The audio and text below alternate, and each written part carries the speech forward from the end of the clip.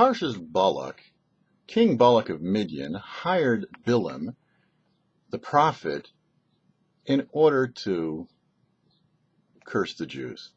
He couldn't do it, of course. But he suggested that the Midianites send out their daughters and entice Jewish men to idolatry. And they did that. At the end of the portion, one of the major people who was seduced was Zimri, a prince of the tribe of Shimon. Pinchas, the son of Elazar, the son of Aaron the Kohen, stood up and said to Moshe, Moshe, didn't you teach us that what Zimri is doing by creating such a desecration of God's name is punishable by death? Moshe said to him, the deliverer of the letter should carry out the deed. So you could ask the question, why was it that only Pinchas knew what this law was? Moses taught the entire Jewish people. How come Moses didn't know what the law was? And if Moses was reminded of what the law was and now remembered it, why did he tell Pinchas? Lubavitcher Rebbe answers that Moshe gave over the Torah in parts.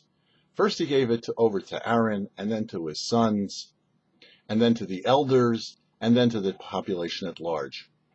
And this law about killing someone who is desecrating God's name in this manner that Zimri deserves death, was only disseminated as far as the Kohanim.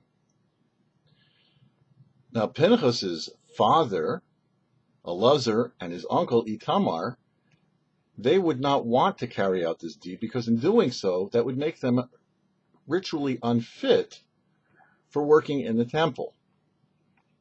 Moshe himself was considered a Kohen and therefore told him, you do the deed.